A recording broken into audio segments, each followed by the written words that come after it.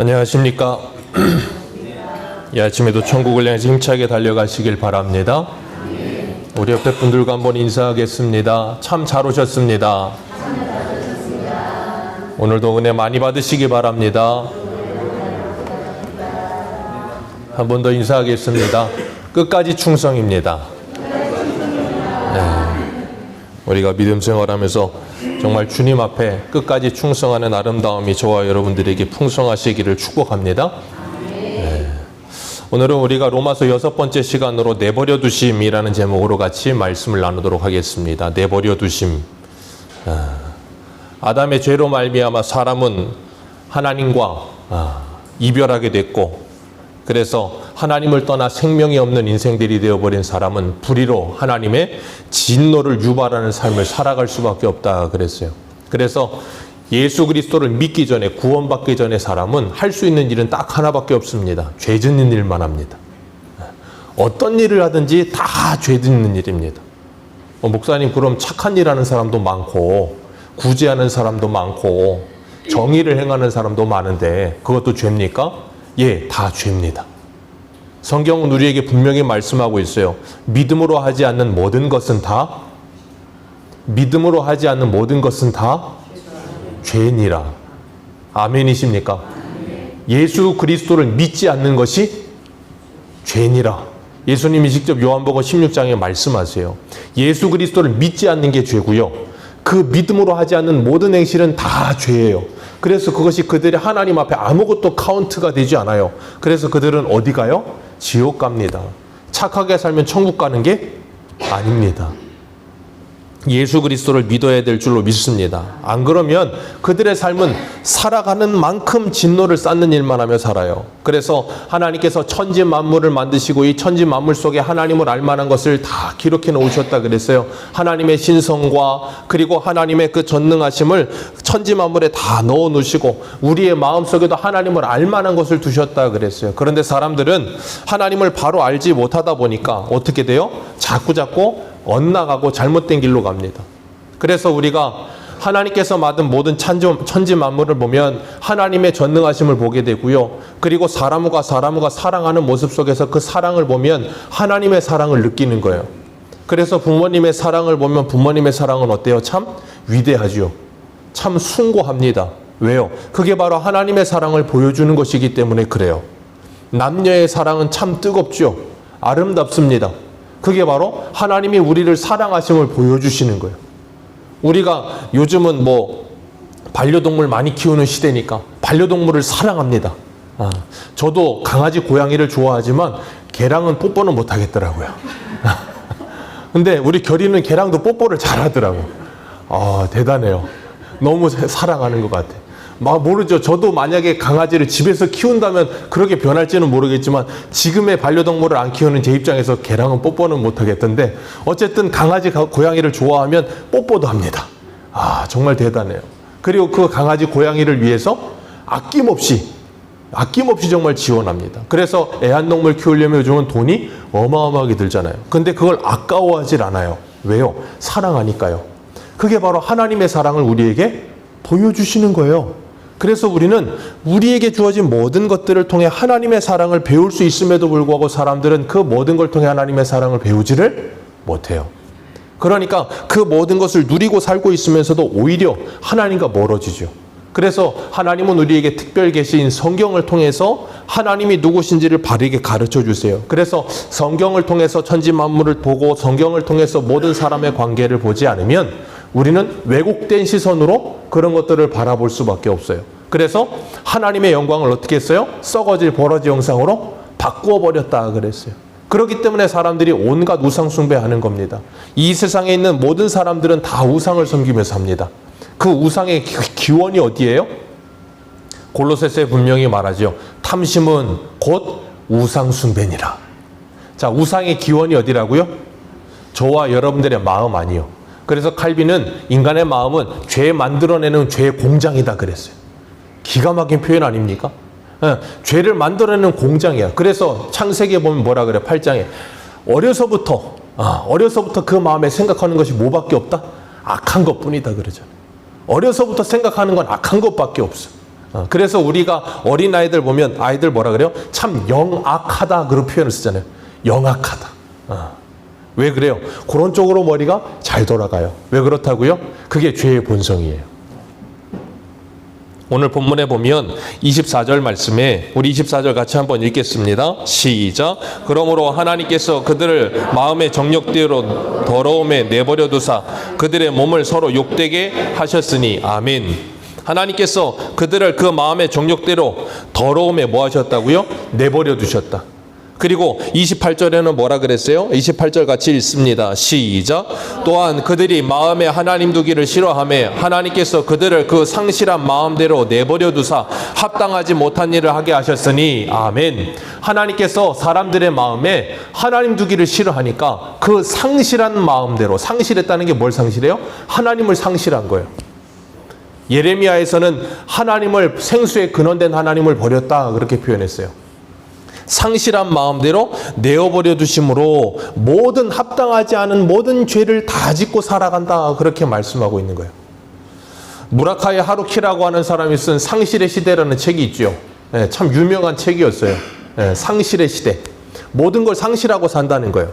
그런데 오늘날은 모든 걸 상실하며 살지는 않습니다. 제 신학교 동기 중에 하나가 책을 썼는데 이름을 재밌게 썼어요. 과잉의 시대라고. 이거 좀 이렇게 본 따서 만든 건지 모르겠는데 과잉의 시대. 오늘날 시대는 모든 게 다 넘칩니다. 너무 많아서 문제예요. 모자라서 문제되는 일은 하나도 없습니다. 너무 많아. 우리가 가지고 있는 옷들이 너무 많아. 그래서 우린 봄이 되면 어때요? 옷장을 열면 입을 옷이 없어요. 그렇게 많은데 입을 옷이 없어. 참 신기하죠? 결혼식 갈 때쯤 되고 결혼식을 가야 되는데 입을 옷이 없어서 꼭 하나 또 이렇게 꽃가옷을 준비해야 돼. 왜 그래요? 너무 많은데, 너무 많다 보니까 상실을 해버렸어. 과잉이다 보니까 상실을 해버렸어. 너무 많다 보니까 상실하는 게 또 뭐 있습니까? 우리 건강이죠. 너무 많이 먹어. 그러다 보니까 건강을 상실해. 안 먹으면 건강한데 요즘 시대는 안 먹어야 건강합니다. 우리 부모님 시대, 우리 권사님, 장로님들 시대에는 먹어야 건강했지만 오늘은 안 먹어야 건강해요. 좀 덜 드세요. 저부터도 안 먹어야 건강하다는 걸 체험합니다. 그래서 좀 안 먹어보려고 애를 쓰고 있어요. 근데 인간의 욕망이 이 식욕이라고 하잖아요. 이 식탐과 식욕이라고 하는 걸 이겨내는 게 정말로 힘들어요. 정말로 힘듭니다. 왜요? 본성이 그래. 그렇기 때문에 우리에게 주어진 넘치는 것들을 좀 줄여내는 것, 덜어내는 것, 그게 우리의 육체의 건강뿐 아니라 우리의 영혼의 건강을 줄 줄로 믿습니다. 너무 많은 것을 하기 때문에 본질적인 걸 자꾸 잊어버려요. 생각해 보세요. 여러분에게 부족한 건 아무것도 없어요. 딱 하나만 부족해요. 하나님만 없어요. 제가 그래서 말씀을 드렸어요. 모든 교회들이 모든 시스템을 다 준비를 했는데 하나 부족한 게 있어요. 그게 뭐라 그랬어요? 은혜요. 다 있는데 은혜가 없어요. 예전에는 다 없는데 은혜가 있었고 이상한 시대를 살죠. 그래서 우리에게 필요한 건 하나님이에요. 다른 게 뭐 더 필요한 게 아니에요. 근데 사람은 하나님을 떠나버리고 나면 그 웅덩이가 어떤 웅덩이라 그랬어요? 예레미야에서 터진 웅덩이라. 터진 웅덩이라. 밑 빠진 독에 물을 아무리 부어봐야 채워져요? 안 채워져요? 안 채워집니다. 채우는 방법은 뭐라 그랬어요? 물속에 항아리를 집어넣어야 된다 그랬잖아요. 하나님 안에 내가 들어가면 그때서야 채워지게 될 줄로 믿습니다. 그리고 나면 우리 안에 있는 모든 욕망과 우리 안에 있는 모든 욕심들은 자연적으로 해결이 돼요. 왜요? 하나님으로 충만하기 때문이에요. 하나님으로 충만하기 때문입니다. 그래서 우리가 배부르고 나면 식탐이 좀 줄죠. 배부르면 식탐이 줍니다. 배고플 때 식탐이 왜 엄청나게 쌓이는 거예요. 그래서 배고플 때 마트 가지 말라잖아요. 쓰잘데기 없는 걸 자꾸 사. 밥 먹고 가셔야 돼, 마트는. 그래야 과소비를 안 합니다. 그런 것처럼 우리가 하나님 안에 내가 들어가 있어야 참된 만족이 찾아와요. 그래서 빌립보서 4장의 사도 바울은 뭐라 그랬습니까? 풍부에 처하든 빈곤에 처하든 일체의 비결을 내가 배웠는데 내게 능력 주시는 자 안에서 나는 뭐 할 수 있다? 모든 걸 할 수 있다. 그게 뭐예요? 자족하는 마음이요. 하나님 안에 있을 때 그걸 배워요. 욕심 내가 스스로 꺾어내려고 해도 못 꺾습니다. 인간의 욕망과 욕심은 정말로 강력한 힘이기 때문에 내가 스스로 꺾으려면 안 돼요. 여러분이 하나님 안에 들어가야 그 욕심이 사라지는 거예요. 아멘이십니까? 배부르면 식욕이 절제되어지는 것처럼 하나님 안에서 성령에 충만하면 우리의 욕망과 욕구가 절제되어져 가게 될 줄로 믿습니다. 그런데 오늘 본문에 보면 하나님께서 마음의 정욕대로 더러움에 내버려 두셨대요. 더러움에다 내버려 두면 어떻게 됩니까? 더러워질 수밖에 없는 거예요. 그래서 몸을 서로 어떻게 하였다? 욕되게 하였다. 그거 다시 바꿔 말하면 뭐예요? 욕되게 했다는 말이? 몸을 더럽게 했다 그 말이에요. 인간이 범죄함으로 말미암아 하나님을 떠나버렸습니다.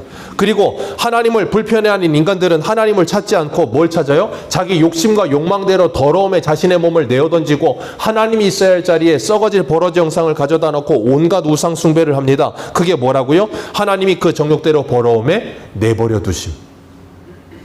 하나님께서 내버려 두셨기 때문에 그런 악한 일들과 죄악된 일들이 계속된다는 거예요. 그런데 문제는 사람은 죄를 짓고 난 후에 어느 누구도 여기에서 벗어날 수 있는 사람은 없어요. 그래서 어려서부터 아이들은 조금만 자라도 다 뭐라 그러냐면 내가 할 거야 라는 표현을 씁니다. 예전에 KBS에서 MBC의 뽀뽀뽀를 잡기 위해서 만들었던 아이들 유치원 프로그램이 있어요. 뭔지 아세요? 딩동댕 유치원이었나요? 그것 말고 또 SBS였나 어디서 만든 건가 있었을 거예요. 그 노래가 그거였어요. 꺼야 꺼야 할 거야. 혼자서도 잘할 거야. 애들 유치원 노래였어요. 그게 무슨 방송 프로그램 주제였어요. 꺼야 꺼야 할 거야. 혼자서도 잘할 거야. 그러니까 뭐 하라는 거예요? 간섭하지 말라고요. 내가 하겠다 이거요. 유치원 때부터. 그래서 애들이 유치원만 가면 그때부터 뭐예요? 자기 주관과 생각이 뚜렷해지죠. 그러니까 애들이 학교 유치원 갈 때도 뭘 찾아요? 옷을 찾습니다. 저희 집의 4호는 유치원에 갈 때마다 할머니랑 싸웁니다.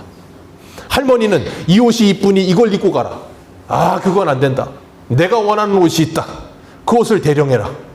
그 옷을 안 입으면 유치원에를 가지 않겠다. 그러면서 대치하고 싸우다가 갑니다.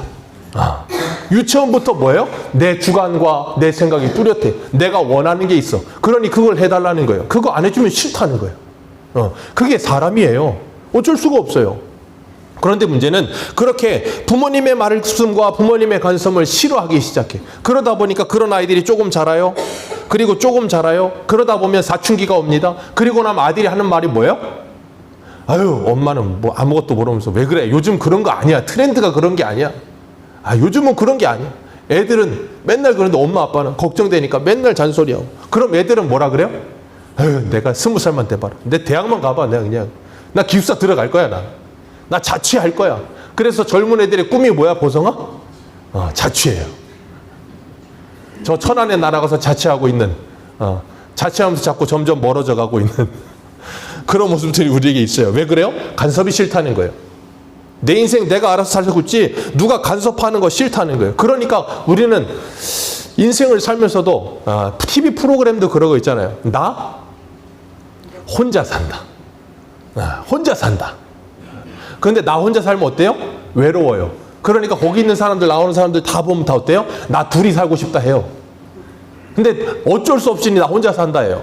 나 혼자 산다 막 하고 있다가 어쩔 수 없이 그렇게 살다가 감사하게도 하나님의 은혜로 나 둘이 산다가 됐어. 그리고 나서 나 둘이 산다 하다 보면 어떻게 돼요 또? 나는 자연인이다 찍는 거예요 또 이제.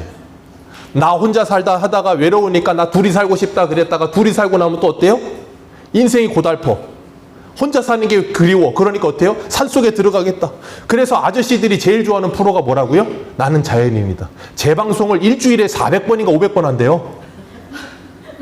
40대 이상의 아저씨들은 집에 가면 맨날 그것만 틀어놓고 있어요. 나는 자연인이다. 맨날 그것만 봐. 산속에 들어가겠다고. 산속에 들어가는 그 아저씨들 뭐라 그래요? 찬물 끼얹고 막 좋습니다 그러고서 외롭다 그러고 또 그냥 외로우면 내려가면 되지. 안 내려가. 거기서 또 무슨 고집인지 내려가고 나면 또 산속에 기억나고. 참 이상한 인생을 살아요. 왜 그런 줄 아십니까? 인생의 본질적인 문제가 해결이 되지 않아서 그래요. 혼자 살면 외롭고 둘이 살면 지겹고 또 혼자 살고 왔다 갔다 계속 하는 거예요. 얼마나 불쌍합니까? 비참한 거예요. 그래서 하나님이 아담을 만들어 놓으시고 뭐라 그랬어요?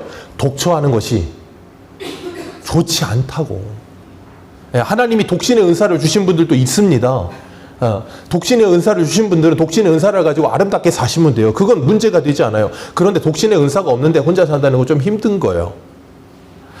그렇기 때문에 우리는 하나님의 말씀 안에 거하며 살아가는 것이 진정한 행복이라는 걸 세월이 지나가면 갈수록 더 풍성하게 깨닫게 돼요. 근데 어릴 때는 그걸 잘 몰라요. 그래서 관섭받기가 싫은 거예요. 어떤 규율 안에 들어가는 게 싫은 거예요. 이스라엘 백성들도 그러잖아요. 이사야 30장에 보면 이스라엘 백성들이 뭐라 그래요? 선지자에게 너희들 바른 말 하지 마라. 선교자에게 바른 거 보이지 마라. 아이 지겨워 죽겠다. 그런 거 싫으니까 제발 듣기 좋은 말, 부드러운 말 좀 해라. 그리고 뭐라 그래요? 결국은 하나님 좀 우리에게서 좀 떠나시게 해라. 아 지겨워 죽겠다. 하나님 간섭 안 했으면 좋겠다. 나 혼자 살았으면 좋겠다.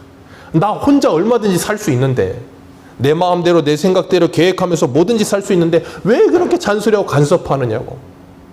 그게 바로 영적 사춘기예요. 예, 그렇기 때문에 여러분들이 신앙이 점점점 하나님과 멀어지기 시작하고 영적 사춘기가 오잖아요. 그러면 대번에 그런 분들의 입에서 나오는 첫 번째 말이 뭐냐면 상관하지 말라는 거예요. 내가 알아서 한다고. 내가 알아서 신앙생활하지. 내가 나이가 몇 살인데 날 간섭하느냐고. 예, 기억하십시오. 그게 전형적인 사단의 전략입니다. 잘 기억하세요.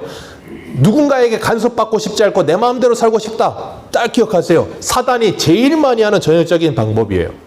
우리 마가복음 한 군데만 볼까요? 마가복음 1장 24절 보세요. 마가복음 1장 24절.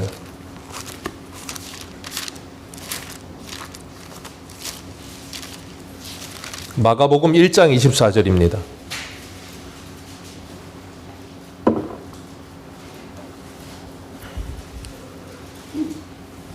마가복음 1장 23절 24절 두 절 읽겠습니다. 시작. 마침 그들이 회당에 더러운 귀신 들린 사람이 있어 소리질러 이르되 나사렛 예수여 우리가 당신과 무슨 상관이 있나이까? 우리를 멸하러 왔나이까? 나는 당신이 누구인 줄 아노니 하나님의 거룩한 자니이다. 아멘. 분명 여기도 귀신도 누구를 알아요? 예수님 압니다. 야고보에 그래서 뭐라 그래요? 너희가 하나님 한 분인 줄 아느냐? 귀신들도 알고 뭐한다? 떤다. 알아요. 그런데 귀신이 뭐라 그래요? 예수님 만나고 나서 제일 먼저 하는 말, 예수여 우리가 당신과 무슨 상관이십니까? 그러니까 뭐 하라는 거예요? 상관하지 말라는 거예요. 귀신이 하는 전략이 뭐라고요? 나와 하나님과 상관이 없다라고 생각하게 만드는 거예요. 나와 교회와 상관이 없다라고 생각하게 만드는 거예요. 나와 교회 공동체와 상관이 없다라고 만들게 만드는 거예요. 그래서 점점점 하나님과 교회 공동체와 멀어지게 만들어요. 그리고 누구와 가까워지게 만들겠어요? 하나님과 상관없는 사람들과 가까워지게 만들어요. 그러면서 우리로 하여금 뭐하게 만들어요? 내 마음대로 살게 만들어요. 그럼 얼마나 좋습니까? 얼마나 편합니까? 너무 즐거워요. 그죠? 인생은 사라지는 대로 살아야 행복한 거예요. 그게 우리의 본성에 딱 맞아요. 안성맞춤입니다. 거기에서 변하려니까 어떻게 해요? 괴롭고 힘든 거예요. 그 변화를 경험하고 있는 게 지금 군에 있는 보승이에요. 지 마음대로 밤늦게 자고 그냥 아침에 그냥 1시고 2시고 일어나다가 갔는데 밤 10시에 재우고 아침 6시에 깨워. 안 일어나면 때리네. 요즘 안 때리겠죠? 또 혼을 내네. 그리고 그냥 하루 종일을 그냥 핸드폰도 못 보니까 괴로워 죽겠고. 그러니까 군대를 보내면 핸드폰 중독에서 벗어나고 게임 중독에서 벗어납니다. 자동적으로 끊어져요. 어쩔 수가 없어. 강압적이야. 그러다 보니까 뭐예요? 모든 삶의 변화가 찾아와. 사람은 그래서 변하려면 두 가지 방법이 있어요. 군대 가든가 성령을 받든가 둘 중에 하나밖에 없어요. 그 둘 외에는 다른 방법이 없어요. 인간을 교화시켜서 계몽해서요. 서양을 보십시오. 서양에 계몽운동이 일어났잖아요. 계몽주의 있고 막 했어요. 사람을 가르치고 깨우면 된다. 깨워졌습니까? 똑똑해졌죠. 지식은 많아졌습니다. 그런데 오늘 본문 바로 전에 지난주에 뭐라 그랬어? 사람이 스스로 지혜롭다 하나. 똑똑해졌습니다. 똑똑해졌는데 헛똑똑이라고 표현하죠. 아는 건 많은데 멍청해. 그런 사람 굉장히 많아요.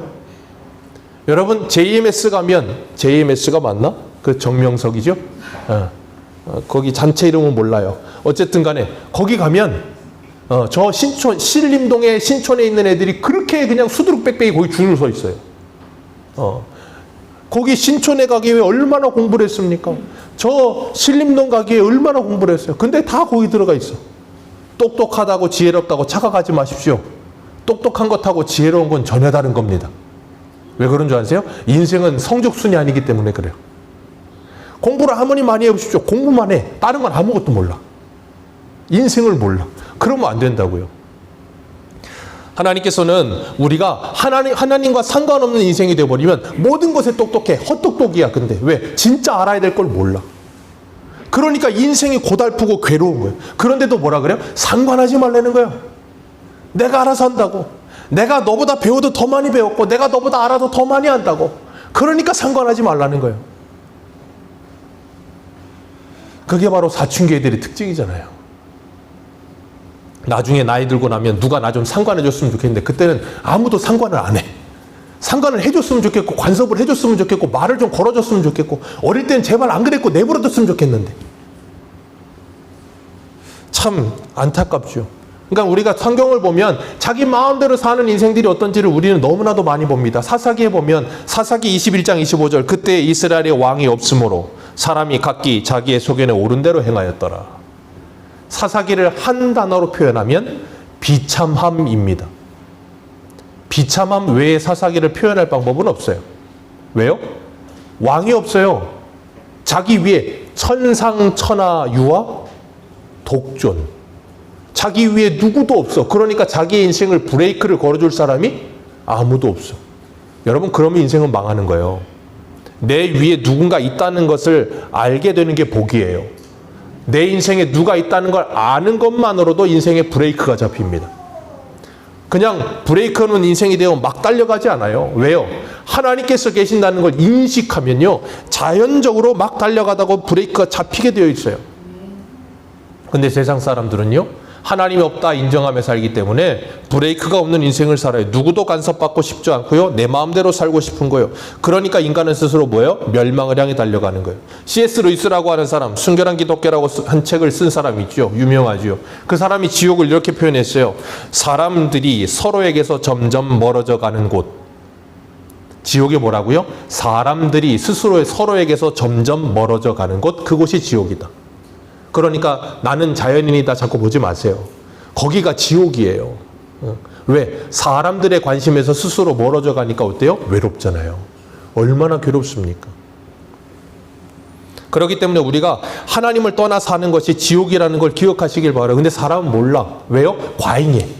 다 있다고 생각해. 그러니까 착각하는 거예요. 그게 라오디게아 교회잖아요. 부유하다고 착각하고 있는 거 아무것도 없으면서.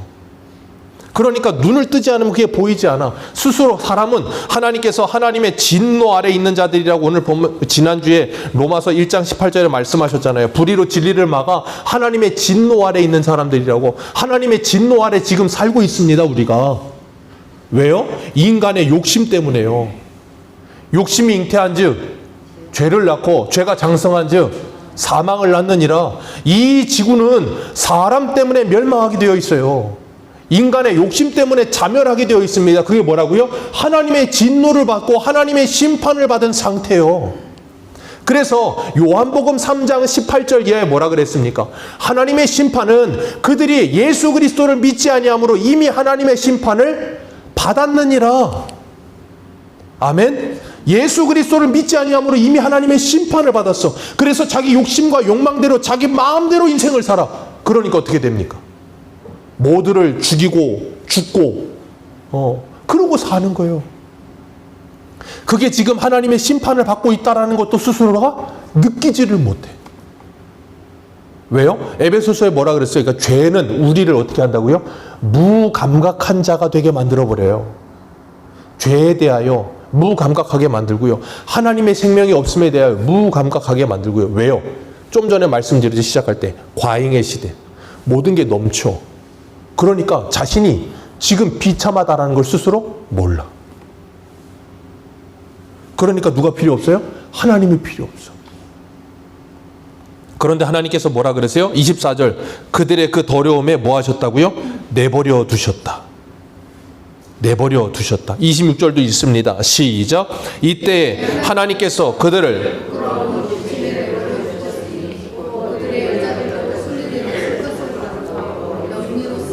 부끄러운 욕심에 뭐 하셨다? 내버려 두셨다. 28절에는요. 하나님을 마음에 두기를 싫어하며 하나님께서 그들을 상실한 마음대로 뭐 하셨다?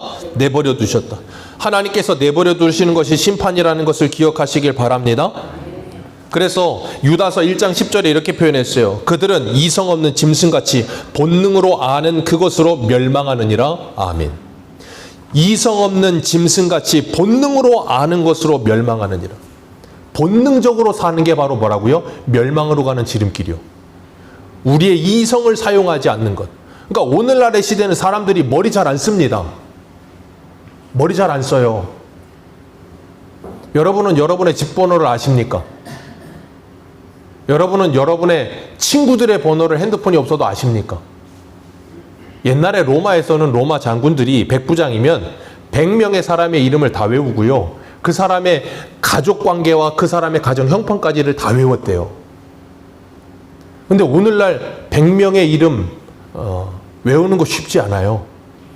100명의 사람들의 핸드폰 번호 외우는 거 10명 외우십니까? 잘 못 외워서 핸드폰 찾아요. 우리의 머리를 사용하지 않게 만들어요. 뭐가요? 모든 매체들이.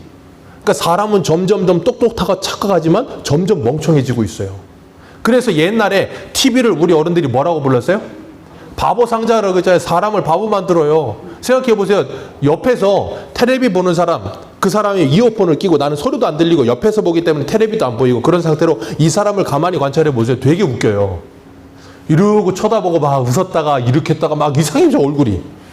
애가 이상해져. 그러면서 뭐야? 정신을 쏙 빼놔. 그래서 TV 보면 시간 가는 줄을 몰라요.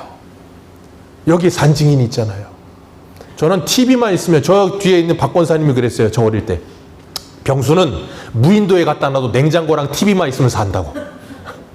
하루 종일 TV를 봐요. 아침에 일어나 눈 뜨면 텔레비를 틀고요. 밤에 동해물가까지 텔레비를 봅니다. 오죽하면 저희 원로 목사님이 TV 전원선을 잘라버렸어. 코드를. 하도 TV 보니까. 제가 어떻게 한 줄 아세요? 전선 피복을 벗겨가지고요. 그걸 연결해서 텔레비를 봐요. 그게 저예요. 사람이요. 뭐 하나에 빠지잖아요. 미치는 겁니다. 거기에. 그러면 이 뇌가 작용을 안 해요. 거기 하나에 팍 꽂혀버리면. 그래서 사랑하면 뭐 한다 그래요? 이거 쓰인다 그러잖아요. 왜? 이 뇌가 작용하질 않아요. 거기에 몰두해버리기 때문에. 사랑만 그래요? 모든 것에 빠지면 그렇게 되는 거예요. 그러니까 세상이 우리로 하여금 뭐하게 만들어요? 영상 매체에 빠져들게 만들어요. 그러니까 우리는 눈을 뜨면서부터 뭘 봅니까? 스마트폰 보죠. 잘 때까지 뭐 봅니까? 스마트폰 보죠. 하루 종일 그것만 쳐다봐요. 그러니까 머리를 쓰지 않아요. 생각하지 않습니다. 왜 사는지, 뭘 해야 되는지, 어디로 가고 있는지 생각하지 않습니다. 그냥 이거 보고 나를 즐겁게만 해주면 끝이야. 그게 하루 이틀, 1년, 2년, 10년 그렇게 되니까 뭐예요? 생각이 없어져. 뭘 해야 되는지도 몰라. 그냥 여기에 나오는 대로 홈쇼핑 보면서 이거 좋네. 이거 사야 되고. 저거 좋네. 저거 사야 되고. 자꾸 필요한 것 같아. 근데 사놓으면 열어보지도 않아. 그런 게 얼마나 많습니까? 왜 그래요? 속아서 그런 거예요. 속아서. 여러분, 텔레비 만드는 사람들 그런 영상만 얼마나 비상한 줄 아세요? 제 제자 중에 하나도 TVN 그 사람 누구예요? 그 PD 유명한 사람 있잖아요. 그 사람 밑에 있는 애 하나 있어요. 엄청 똑똑합니다.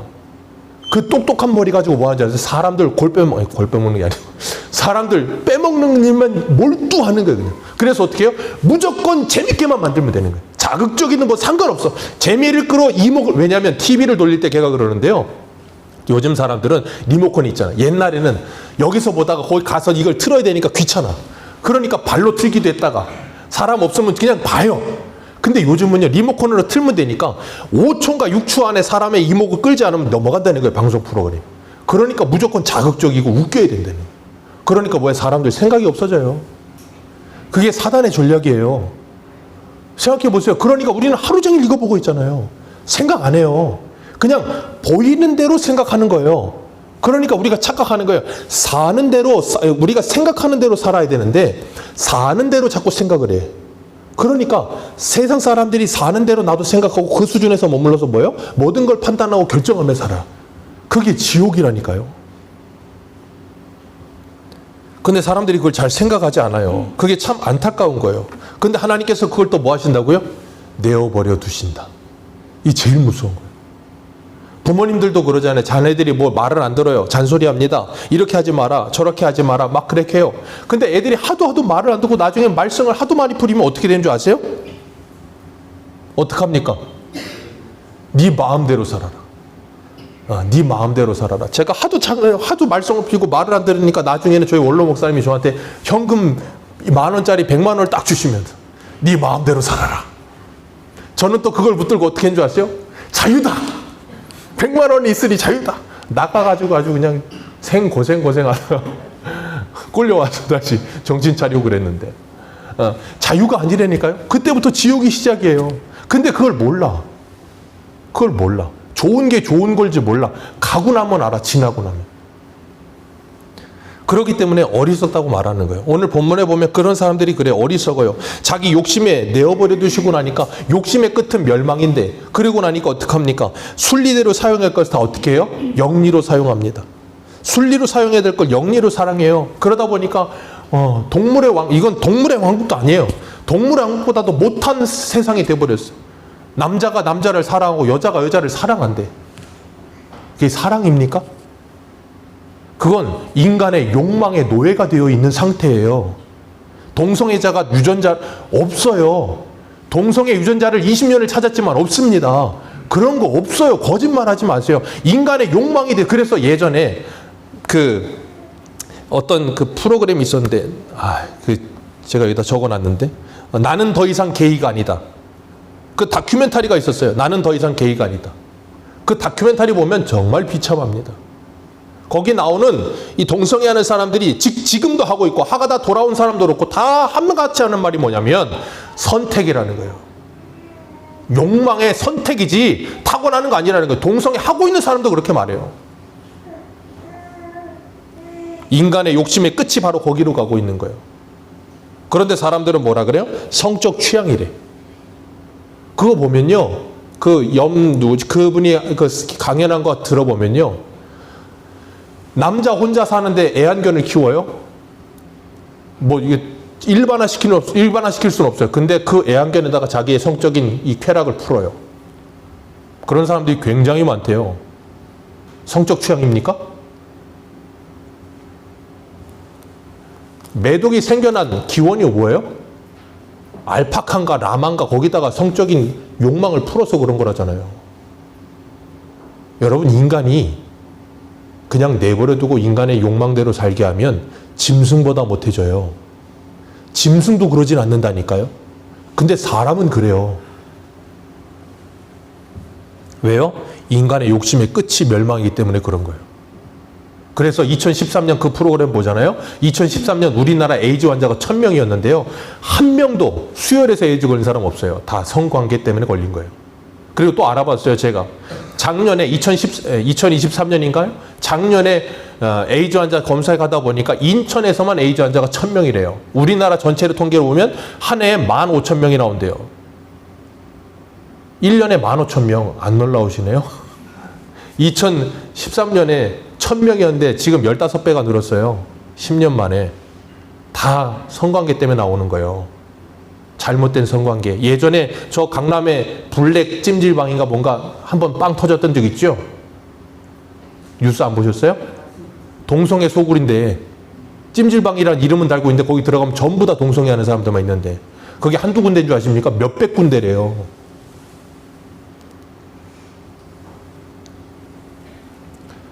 그게 인간의 욕망의 끝이에요. 얼마나 비참합니까? 그런데 그 사람들 그렇게 하면서 뭐라 그래요? 32절 같이 읽습니다.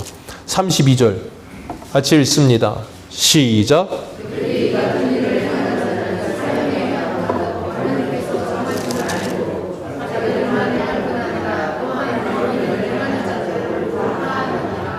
사형에 해당하다고 하나님이 정하신 걸 안다는 거예요. 그래서 그런 일 하면 에이즈 걸린다는 걸 알아요. 그 사람들도. 아는데 그 사람들이 하는 말이 뭐냐면 에이즈 걸려도 상관없다. 요즘은 에이즈 약 잘 나와서 약만 잘 먹으면 오래 산다는 거예요. 에이즈 환자를 위해서 한 달에 쓰는 돈이 의료보험 적용하면 10만 원이래요. 그러면 의료보험 적용 안 되는 모든 건 우리 세금으로 나가요.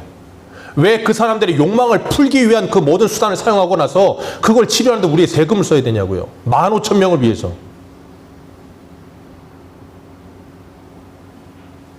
성적 취향이라고요? 수가는요, 짐승이랑 하는 건요. 아동 성행위자들은요, 성적 취향입니까? 왜 그 사람들은 처벌하면서 불법인 걸 합법으로 만들려고 하느냐는 거예요. 전 세계 동성을 허용하는 데는 23개 나라밖에 없어요. 전 세계 나라가 200개가 넘어요. 거기 23개밖에 없는데 우리나라는 왜 거기 들어가려고 그러냐고요. 우리나라는 꼭 뭐든지 저 미국과 서양에서 하면 다 좋은 건 줄 알아.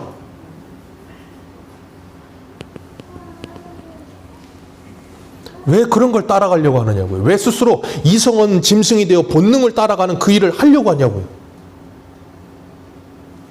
그러면서 뭐라 그래요? 사망 선고라는 걸 알지만 그 하는 사람들 뭐라 그런다고? 옳다 하는 거다. 괜찮다 하는 거다. 괜찮아. 약만 먹으면 돼.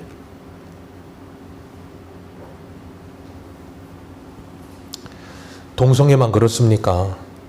오늘 하나님을 두기를 싫어하는 그 사람들의 모든 합당하지 못한 일이 뭐예요? 29절에서 31절 우리 이영래 집사님 읽으면서 고생하셨는데 여기 보니까 수많은 게 있죠. 불의, 추악, 탐욕, 악의가 가득하고 시기, 살인, 분쟁, 사기, 악독이 가득하고 수근수근하고 비방하고 능욕하고 교만하고 자랑하고 악을 도모하고 부모를 거역하고 우매하고 배약하고 무정하고 무자비. 이게 뭐라고요? 다 사용. 그래서 동성애 하는 사람들이 그런 말이에요. 말씀을 그러면 이 위에 있는 말씀 말고 그 밑에 있는 말씀 줘. 이거 봐라. 교회들 다 이런 일 하면서 우리만 나쁘냐? 니들도 나쁘지 않냐? 예, 그 사람들 앞에 얼굴이 붉어져야 정상이에요. 이런 일을 행하고 있으면서도 우리는 그 사람들 보면서는 너희들은 사형에 해당하는 나쁜 놈들이야 그러면서 우리를 향해서는 안 그렇다고 아닌 척을 하고 살잖아요. 여러분은 이 29절에서 31절까지의 말씀을 통해서 자유로우십니까? 우리는 동성애자들만 죽일 놈이고 나쁜 놈입니까? 우리는 죽일 놈이고 나쁜 놈 아닙니까? 그걸 내로남불이라고 하잖아요.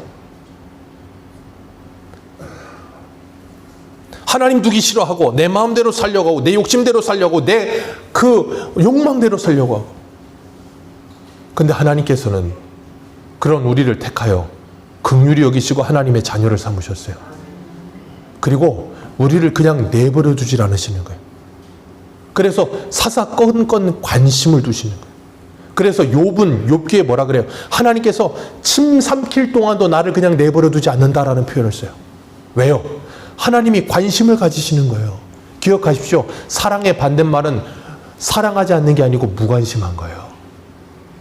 그래서 히브리서 12장에 뭐라 그랬습니까? 하나님의 자녀는 하나님께서 반드시 뭐 한다? 징계한다. 징계가 없으면 사생아 자식 아니다. 하나님은 하나님의 자녀를 반드시 징계한다. 징계해서라도 그가 돌아오게 만들게 하기 위해서. 그래서 하나님께서 다윗에게 약속하신 약속이 뭐예요? 사무엘하에 보면 내가 사울과 같이 왕이 줬다가 다시 뺏지는 않을 거다. 그러나 사람 막대기 인생 채찍은 반드시 사용하겠다. 사람 막대기 인생 채찍을 때려서라도 그들을 뭐하게 하겠다? 정신 차리게 만들겠다. 그게 우리가 저번 주에 했던 수요일 날 했던 예레미야 말씀이잖아요. 바벨론을 사용해서 때려서라도 정신을 차리게 하겠다는 거예요. 여러분 기억하십시오. 그래서 하나님의 잔소리가, 그리고 부모님의 잔소리가, 배우자의 잔소리가, 우리 주변에 있는 사람들의 잔소리가 하나님의 말씀이라는 걸 기억하시길 축복합니다. 하나님이 그 사람의 입술을 통해 나를 책망하고 계시는 거예요. 그걸 알아들을 수 있으면 복이에요. 근데 못 알아들으면 하나님의 진노와 심판 아래로 직행을 달려가게 되는 거예요. 여러분 옆에서 여러분의 브레이크를 잡아주는 분들이 계십니까? 고마워하시고 감사하십시오. 하나님께서 그 사람을 두어 여러분을 지금 지키고 계시는 거예요. 아니었으면 이미 우리는 뭐 했다고요? 멸망으로 치달았을 거예요. 근데 우리는 그게 잘 뭐예요? 싫어. 저도 그래요.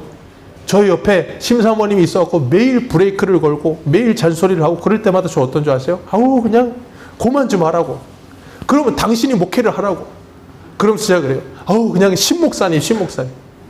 제가 결혼해서 신목사님이라고 별명을 지었어요. 왠 줄 아세요? 결혼해갖고 신학교 다닐 때였는데 신혼집인데 학교를 갔다가 오면 TV를 틀면 항상 CTS, 항상 CBS, 텔레비 그것만 봐. 재미없어 죽겠어. 나는 예능 프로그램도 봤으면 좋겠고 재밌는 것도 봤으면 좋겠는데 맨날 그냥 CBS, CTS. 그래서 제가 신목사님 그랬었는데 우스갯소리로. 저한테 맨날 잔소리야. 설교하고 나면 그냥 뭐가 잘못됐다. 뭐 저런 말 좀 하지 마라. 이런 말 좀 하지 마라. 그냥 매일 잔소리야. 요즘은 또 찬송하면 찬송하는데 올라가지 마라. 왜 올라가지 마? 찬송해야지. 여기 열심히 찬송하고 있는데 당신 혼자 이렇게 멀뚱하게 서 있으면 되게 보기 안 좋다. 예배 드리기 전에 5분 전에 올라가라. 그래고 오늘도 저기 앉아있다가 올라왔어요. 말 잘 들으려고. 안 그러면 안 되니까. 또 혼나요. 브레이크를 잡아주는 사람이 있어서 조금 더 나아지는 거예요.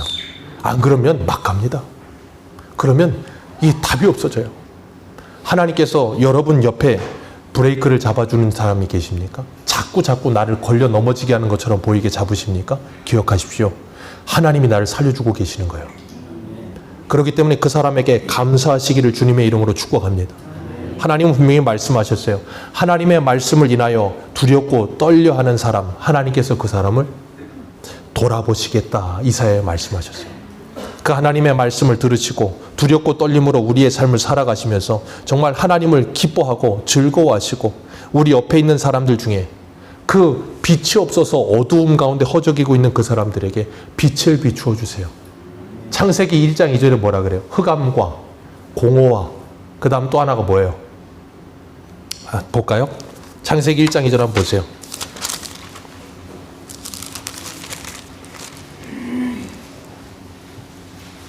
창세기 1장 2절 같이 읽습니다. 시작. 땅이 혼돈하고 공허하며 흑암이 깊음 위에 있고 하나님의 영은 수면 위에 운행하시니라. 아멘. 여기 보면 혼돈과 공허와 흑암이 있어요. 그런데 거기에 하나님이 뭐가 있으라? 빛이 있으라 하였더니 빛이 있었고 하나님 보시기 어땠더라? 좋았더라. 빛이 오므로 뭐가 사라져요? 흑암과 혼돈과 공허가 사라지는 거예요. 그 빛이 누구예요? 예수 그리스도.